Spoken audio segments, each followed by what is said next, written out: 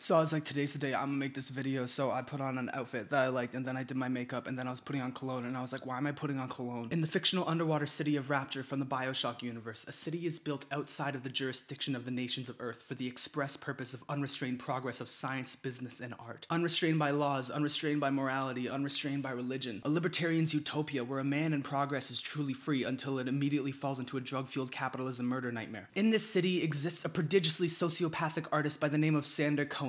He does fucked up stuff. He does quite a bit of fucked up stuff. He does it in the name of art, and I love him for it. We love him for it. He's a dope character, and I fuck with him. I truly do. Art unhinged, cruel, insane art. Art that shouldn't be allowed to be made. This has something to do with Hamilton and Borat too. Hamilton is a musical where people be rapping. There's a lot of motific information and moments of emotional intensity that give me chills. There's this part.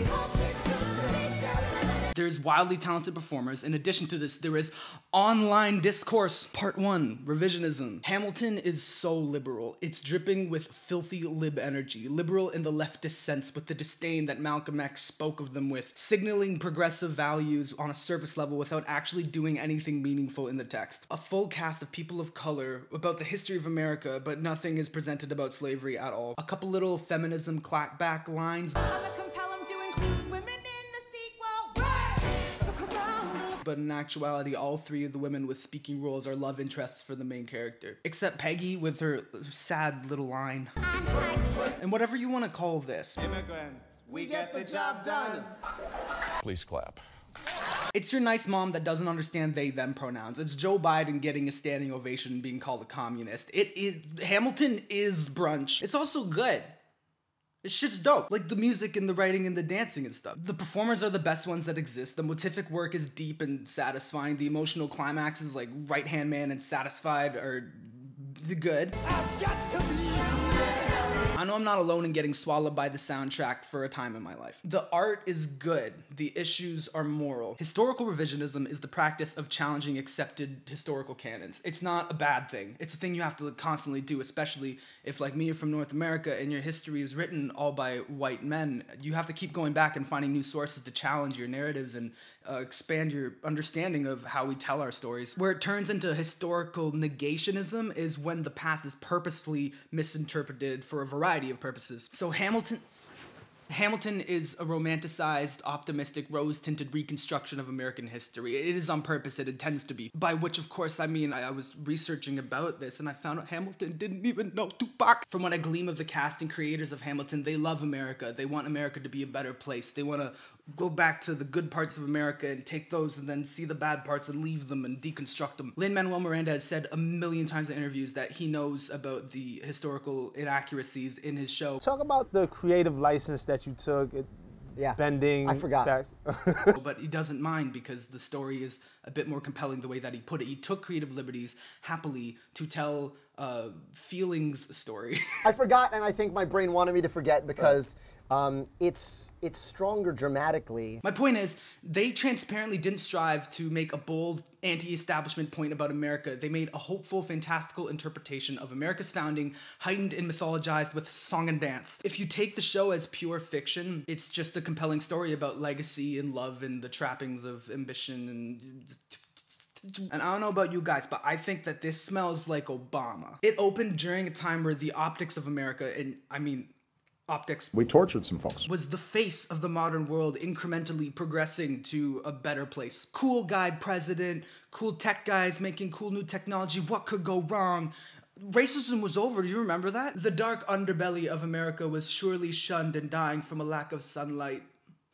Or maybe it was gonna make a really big comeback. All of this becomes uncomfortably obvious in the group interview that was released alongside the live performance of Hamilton on Disney Plus when it dropped in 2020. Hamilton History Has Its Eyes on You. Robin Roberts interviews the cast, and it's wrong. I did not enjoy watching these, by all accounts, lovely people try to put some connection between Hamilton as a black event and the Black Lives Matter 2020 protest, because there is not a connection. Because Hamilton is not a pro-black or people of color text. Of course, making the cast all black and people of color is a pro-black and people of color thing to do. It's a good thing for representation and opportunity to get this. But you could easily make the whole cast white with no effect on the story. In fact, you could do about 3 changes to the script to annihilate any mention of slavery or sexism for the whole thing. Leslie Odom Jr., to his credit, is the only person that I feel like really attacked this tension head on. Of his own volition, he brings out a young woman's efforts to get in touch with him to ask him a question and how much work this person put into reaching him, and finally they got him, and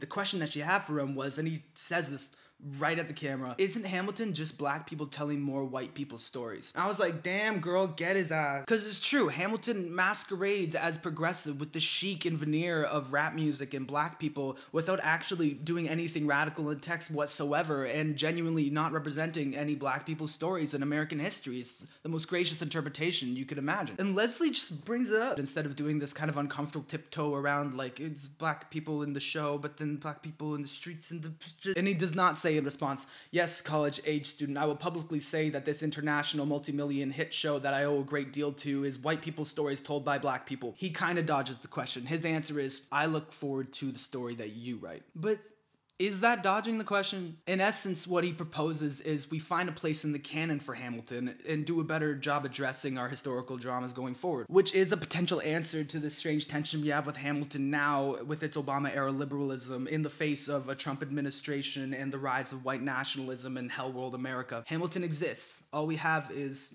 moving forward. Or do we want Leslie to flame his own show?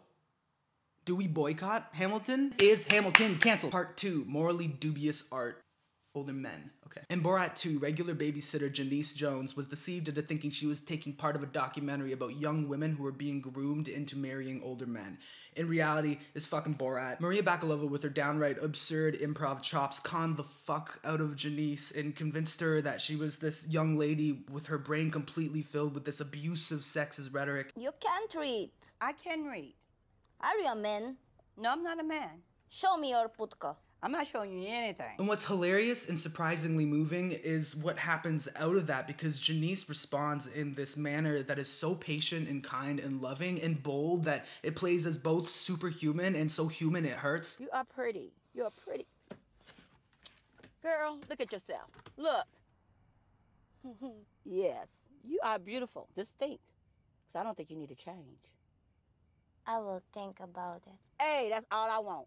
That's all I want. I want you to think about it. That's all I want from you, just to think about it. She's so nice that the comedy bits in this comedy movie about pranking people is completely outshined by just the genuine quality of her character. They eventually use it in the editing bay to be the turning point of the film for Maria's character, where she starts to become more empowered. And we go back to Janice a few times as a result. Janice invested a lot of emotional energy into this fake kid and worried about her for months after the filming was done, until Borat 2 dropped and she's the main character. According to her own testament, Janice felt hurt and lied to upon the release of the movie because she spent months anxious, and it was a lie. It was a complete fabrication. She experienced real, needless pain as a result of a lie in order for Sacha Baron Cohen to use her to make art. And the art?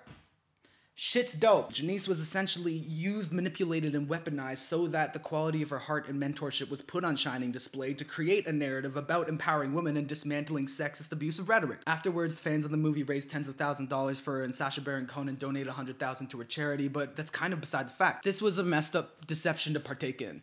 She genuinely felt betrayed, at least for a little. She's also not the only one that felt the way about the movie, obviously. But the shit is dope. The art's dope. That's not up for debate. Janice's involvement made the movie. It wouldn't work without what they did. So what do we do now with this good piece of art that has an element of it that has a deleterious effect? What do we do when Birth of a Nation needs to be taught in schools because of the revolutionary film techniques developed by D.W. Griffith? What do we do when Michael Jackson is impossible to remove from our contemporary musical history? All right, just a note, I would normally put something about Jolene Coling Rolling in this part, but my subject matter is more about the text itself being the issue at hand, whereas with Jolene Coling Rolling, I think it's more about her influence being used after the fact, like outside extracurricularly of the text, even though I know there's issues with the text. Just watch the Sarah Zed video and the Lindsay Ellis video and that one girl's video that I don't remember, but she did a really good job. What do we Part 3, personal bias. I discovered things about myself while writing this. I'm biased towards art. I like good art. I like it so much. I can't stop liking it, and it seems like on a gut level, more than I don't like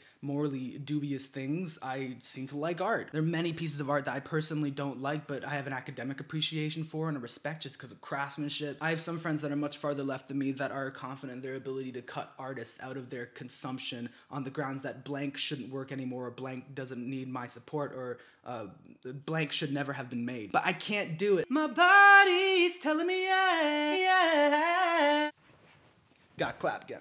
The fact is, Lin-Manuel Miranda didn't set out to interrogate America's bloodstained racist history. I'd go so far as to say the inclusion of an honest depiction of slavery and civil rights would derail the tone of Hamilton to the point of just unwatchability. The weight of slavery would break Hamilton. You can't tell that story and in the background just have slavery. And Alexander Hamilton's life wasn't about slavery if you're gonna do an artistic depiction of it. Probably more about legacy and controversy in writing, which is what it is. It seems to me that the lens through which Hamilton redesigns American history was meant to draw connection from the origins of the country to the supposed progressive incremental progress of the Obama 2015 administration when the musical came out. Meaning, let's go back to the canonical story of our founding and humanize that story and draw connections from it to where we are now, so there's a continuous narrative line that hopefully will continue on an upwards trajectory. That's what it set out to do narratively, and it did it. It succeeded. Changing the tone to make much of the main cast as deeply unlikable and realistic as Twitter might demand would make something probably joyless and weird and extremely radical and uncomfortable, which I'm fine with. Fuck, how do I say this without getting canceled? In essence, it's a different show. People want a different show that isn't Hamilton, but we have Hamilton instead. So what I see boils down to an argument of whether or not the show should exist. Does the damage it causes by breezing past grisly details outweigh its value as a piece of art? How much damage does it do the communist revolution for your parents to see Hamilton and come home and be like, that's the America I know, we need to get back to that. Joe Biden! We cannot erase Hamilton. We can't erase essential pieces of our artistic and cultural history. And that's where Hamilton is. So that's what you call a show this big. But like I'm graciously interpreting Leslie Odom Jr.'s opinion, we can give them different contexts. So finally, is Hamilton bad?